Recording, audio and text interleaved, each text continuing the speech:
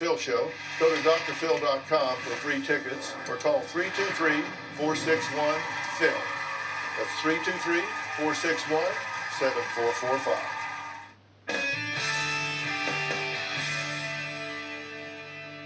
Bo is not the first guest to sit here on this stage not understanding the consequences of his actions. Take a look. I love partying. I have successfully wrecked 4 cars. You say, I drink to get wasted. You say when you drink, you feel fun and witty.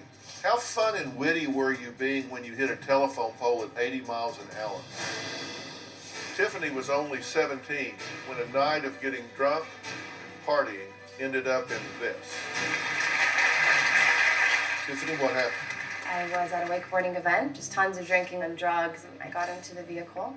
The other driver, she proceeds to pass a semi-truck. It was an immediate head-on vehicle collision at 130 miles per hour. And they had to cut me out with the jaws of life, and I had over 24 hours of surgery on my body. And a year prior to that, I was in a court-ordered program, and I had to experience what life would be like in a wheelchair. And I thought, are these people crazy? Like, this isn't gonna happen to me.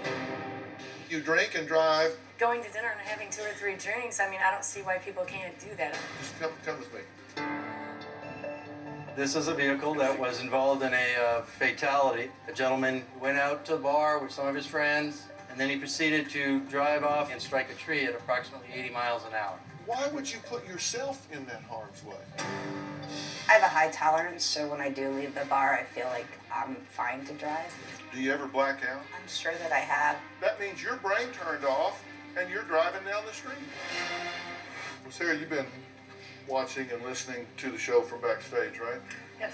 Everything that's coming out of your mouth, I said the exact same things. If my crash wouldn't have happened, I'd probably be sitting right where you were, having the same conversation with Dr. Phil. That luck's gonna change, and it'll eventually run out. And that's why I'm here. I've asked Janelle to be here today to speak with Bo and his family.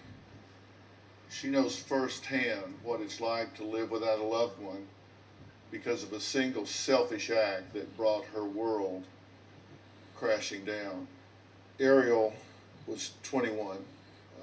She died March 10th of 2013. What happened? She had been at a party, a frat party with her friends from high school, and was with an acquaintance. I call her an acquaintance. She'd known this girl for 10 months. The person that killed my daughter that night had a blood alcohol content of 0.17. They all did. There were 3 of them in the car. I remember waking up at 3:15 in the morning. She wasn't home. I hadn't heard from her. And so I called her and I texted her with no response. About 10 minutes later, her life ended. What do you say to Bo here? Bo, look at her. Listen to her. What do you say to Bo? When I was asked to be here today, I didn't know what I would say to you, Bo, because I don't understand why people don't have a plan before they go out, before they know they're going to drink, they know they're going to drive. There are so many options these days, but I just want you to think about this. My daughter's story is written. Her book is closed. My family's story is a whole different story than what I thought it would be.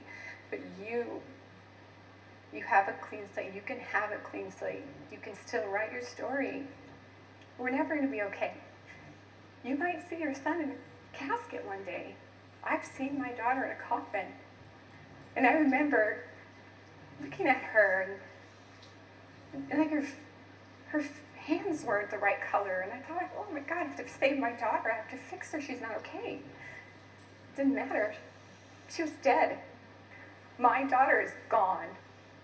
And I wake up every day and I say, I don't want to be me. This is who I am now. Talking to you, begging you, Bo, to stop. Stop this behavior. You have a chance. You have the choice. Only you can make it. Because once they're gone, they're gone. Do you get that you're her 3 years ago? You're here before it happened. The question is, what are you going to do with that opportunity now? We'll be right back.